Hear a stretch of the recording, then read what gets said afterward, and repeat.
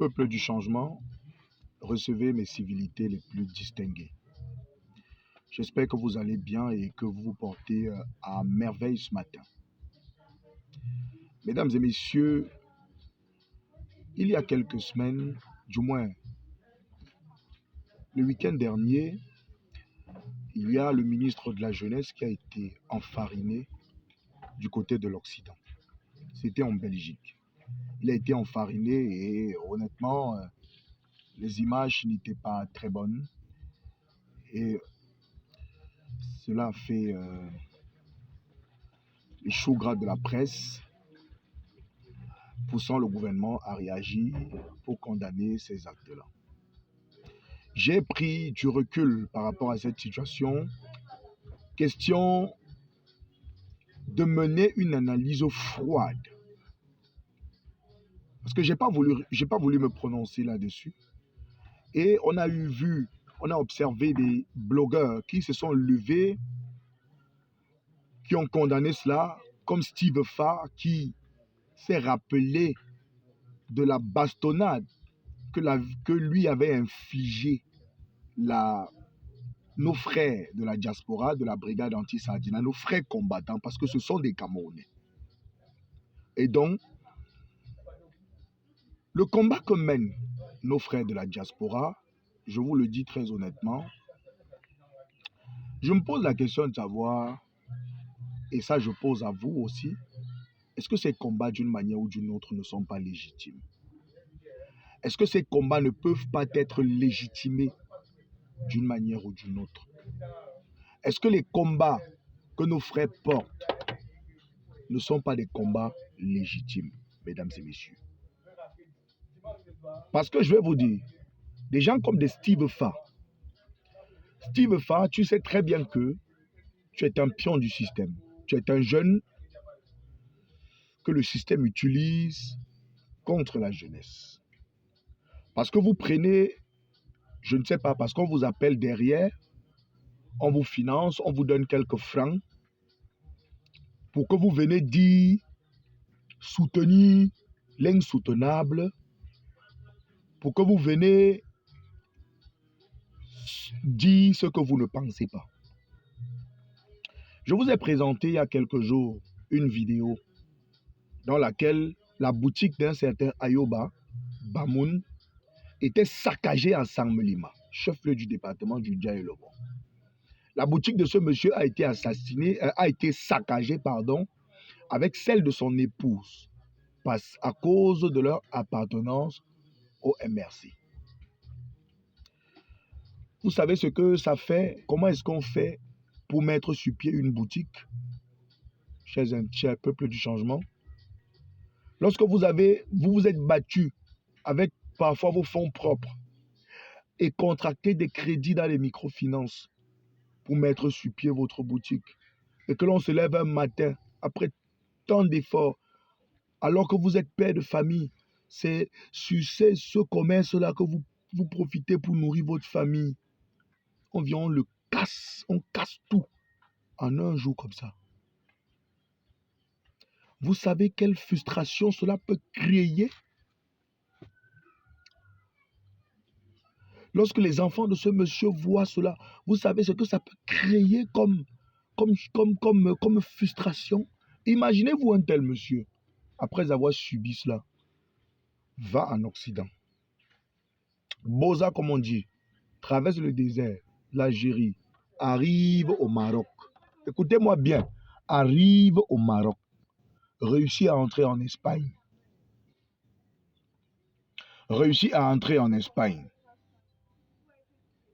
Et puis se retrouve, décide de s'installer dans un pays, je ne sais pas, ça peut être l'Allemagne, n'importe quel pays dans le monde. Et que demain, un ministre est en train d'arriver là-bas, il apprend que ce ministre-là vient pour rencontrer les jeunes. Je vous assure, avec ce que ce gars a subi, il sera capable d'arrêter ce ministre-là et le tabasser correctement. À cause même seulement de ses frustrations. Il y a eu les assassinats à Méo Centre, dans le département du Djaïl, dans le département de la vallée du Ntem, où des autochtones Des halogènes ont été sommés de rentrer chez eux. Les autochtones ont été chassés. Les halogènes ont été chassés. On a observé, on a vu des assassinats. Les assassinats, les casses des boutiques, sous le regard complice de la police camerounaise qui était sur les lieux et qui n'a rien fait. On cassait devant eux. Même le sous-préfet du coin n'est pas descendu sur les lieux pour s'enquérir de la situation. Les boutiques des gens ont été saccagées. Les pères de famille ont été assassinés. Le gouvernement n'est pas sorti pour réagir, pour condamner cela. Rien. Le gouvernement ne s'est pas levé pour dire non, c'est pas bien. Le gouvernement n'a rien fait. Rien. Même Atangandi ne s'est pas levé pour dire que mec, c'est quoi pour condamner cela. Ni les sous-préfets, personne n'est descendu. On a des propos tribalistes qui sont tenus sur des chaînes de télévision. Info TV, B-News, Vision 4, LTM. Ces chaînes de télévision qui ont décidé d'attiser la haine contre les Bamileke. Certains sont même allés jusqu'à trahir la mémoire de nos héros. Le gouvernement n'a pas toujours réagi. Il y en a même qui ont appelé au génocide Bamileke sur les réseaux sociaux. Le gouvernement ne s'est pas levé pour condamner cela. Le gouvernement s'est levé juste pour menacer les opposants. Mais curieusement, les Steve Fan n'ont pas dénoncé ça. Les Steve Fan n'ont rien dit. Est-ce que vous savez qu'il y a des écoles dans notre pays où les enfants s'asseyent à main le sol pour prendre les cours dans le Grand Nord? Vous connaissez Dogba à l'extrême nord Cameroun, Dogba dans le département du Mayo-Danaï, où des gens souffrent. Vous ne connaissez pas. Où les gens, un pays où il n'y a pas d'eau, il n'y a pas de lumière, il n'y a presque pas de lumière. C'est quand vous voyagez dans ce pays que vous voyez à quel point les gens souffrent. On vous dit qu'il y a des enfants qui sont décédés dans la couveuse à l'hôpital de Logbaba parce qu'on a coupé la lumière. On a coupé la lumière, les enfants sont décédés dans la couveuse. Les gens fréquents qui n'ont pas de travail. Steve Fa, est-ce que tu dénonces ça? Steve Fa, est-ce que tu sais que les personnes handicapées au Cameroun sont les principales personnes qui subissent le plus la souffrance que nous inflige ce régime, qui veut se perpétuer au pouvoir, qui veut rester au pouvoir et nous faire souffrir pendant plus de 100 ans. Est-ce que vous savez comment les peuples camerounais souffrent? Un parent envoie son enfant à l'école, un enfant handicapé. L'enfant finit l'école, obtient sa maîtrise, parfois même le doctorat, se retrouve au chômage. Il obtient une maîtrise, il se retrouve encore à la maison. Je parle bien des non-voyants, des handicapés même de manière générale. Se retrouve à la maison avec le père, sachant que l'école d'abord d'un non-voyant n'est pas facile. Tu te retrouves avec le père à la maison, avec tes frères. Après 10 ans d'études, après 12 ans d'études, 13 ans, parfois 14 ans, 15 ans d'études, tu es à la maison. Tu es à la maison. Tu n'as pas de travail. Tu n'as rien. Tu souffres. Même le parent dit, mais ça c'était la main. Dieu m'a seulement maudit. Les gens sont diplômés, ils n'ont pas de travail. Même pour mettre des activités entrepreneuriales sur pied, on ne t'encourage pas. Les impôts vont te tuer. Les étudiants, les diplômés sont devenus des bensikineurs. On a légalisé, un pays où on a légalisé le travail de mototaximène jusqu'à ce qu'ils ont des syndicats. Être mototaximène, c'est un travail. On a même légalisé tout ça. Les jeunes sont des abacheurs. Ils sont obligés. Toi, un gars va prendre quelques 2 t-shirts dans une boutique, il marche avec sous le soleil en longueur de journée. Parce qu'il cherche son pain quotidien. Quand vous regardez, vous voyez les diplômés. Ils sont passés dans les universités. Pendant ce temps, leurs enfants sont dans les grandes écoles en Suisse, en Allemagne, en Belgique, au Canada, partout. Les autres enfants des autres sont ici, ils souffrent. Donc, à un moment donné, quand ils vont arriver dans les pays des autres là-bas, avec des délégations, où ils dorment dans des hôtels à 1000 € la nuit. Mais on doit les tabasser, on doit les chasser, on doit les verser de la farine. Moi, je dis, les gars de la brigade anti-Sardina n'ont rien fait. On doit tabasser ces gars. Ces ministres-là doivent être, on doit les verser de l'œuf pourri. Si déjà ils sont incapables de condamner les assassinats des autres, de leurs concitoyens qui sont sur place, condamner, ils sont incapables de condamner le tribalisme, alors qu'il y a une loi qui réprime le tribalisme au Cameroun. Hein? Monsieur Steve Faes, tu sais très bien que le peuple souffre. Les revendications que portent nos frères de la diaspora sont des revendications légitimes. Ces revendications sont légitimes, très cher monsieur. Tu dois le savoir. Tu dois le savoir, mon cher. C'est pour cela que la justice, et pour vous montrer que la justice est sélective au Cameroun, lorsque vous avez vu des militants du mouvement pour la renaissance du Cameroun, Alain Fogué, les militants du MRC, ils ont été condamnés, c'était à 7 ans de prison. Alain Fogué, Bibou Nissak et autres. Est-ce qu'un procureur de la République s'est saisi des assassinats de Méocentre? Est-ce qu'il s'est saisi de cette affaire? Est-ce que une enquête même a été ouverte pour retrouver les auteurs de ces assassinats-là? Non. Est-ce que les auteurs de ces assassinats, est-ce qu'une enquête a été ouverte? Non. Lors des renouvellements des organes de base du RDPC, où la résidence d'un sous-préfet avait été incendiée, est-ce qu'on avait arrêté ceux qui l'avaient fait? Est-ce qu'on les avait condamnés? Non.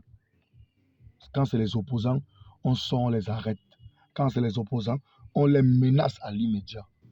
Voilà les gens qu'on a tués. Voilà la boutique du monsieur qu'on a saccagée à Saint-Mélima. La police voyait. Même le sous-préfet n'est pas descendu pour s'enquérir de la situation. Quand c'est les autres, non. Un procureur ne s'est pas saisi de l'affaire. Non, ce sont les opposants. On les condamne. Quand ce sont les opposants, on les condamne. Quand ce sont les opposants, on condamne. Vous voyez? Mais quand ce sont les gens de chez nous, non, il n'y a pas de souci. Ils ne sont pas condamnés. Quand ça vous arrange. Est-ce que les Limbi Lobe ont été inquiétés? Au contraire, on l'a vu. On l'a vu avec le Premier ministre et même avec Atangandi. Vous légitimez ça. Et là, vous ne pouvez pas dénoncer ça, monsieur Steve Fa. Vous ne pouvez pas dénoncer ça. Mais je dis, le temps est le véritable tribunal de l'histoire. Vous allez payer de tous vos actes un jour. Quand vous restez avec les petits argents qu'on vous donne, on vous aide à développer vos activités entrepreneuriales parce que vous soutenez l'insoutenable. Vous croyez que vous êtes arrivé. On vous miroite que non, le pays ici ne peut pas changer. Nous contrôlons la situation. Vous êtes sûr que ce régime sera éternel, non? Vous vous trompez. Ce régime ne sera pas éternel. Et cette année, ce régime partira. Et je me demande, est-ce que vous aurez encore le courage de marcher dans la rue quand ce régime partira? Steve Fa, les aveugles sont obligés de taper le tam-tam dans les rues de Yaoundé, de Douala, dans les rues de nos villes pour vivre au Cameroun. Vous ne pouvez pas dénoncer ça. Oh, la bêtise a foutu le camp. C'est vrai que ceux qui sont responsables de nos souffrances sont nos frères. Hein. Le bourreau du noir, c'est toujours le noir. Ce régime veut s'éterniser au pouvoir comme ça parce qu'ils veulent nous maintenir dans la souffrance, plus seulement pendant 43 ans, mais pendant 100 ans. Que des gens normaux soient en train de soutenir la candidature d'un papa de 92 ans. Ben, c'est surréaliste. Les gens souffrent. Les Camerounais souffrent. Les Camerounais souffrent. Et nos gars de la diaspora ont raison. Entre verser la farine sur un ministre et les gens qu'on a assassinés du côté de Méo et dont le gouvernement n'a pas sanctionné, vous préférez quoi? Quand le gouvernement quand on a assassiné un simple journaliste en mobilisant les appareils de l'État, en mobilisant les appareils idéologiques de l'État. Oui, parce que Martinez Zogo a été assassiné. Il y avait même les services secrets de la DGRE. On a mobilisé même les moyens de l'État pour assassiner un individu. On assassine les journalistes, on emprisonne les gens. On verse la farine chez le ministre, vous vous plaignez. Même toi, on t'a tapé, les gars. Les gars, ils t'ont seulement loupé. Il fallait qu'ils te tapent bien là-bas. Parce que tu te moques de la souffrance des Camerounais. Il y a les villes où les gens, les enfants font cours, étant assis à main le sol. Pendant ce temps, tu te balades, tu es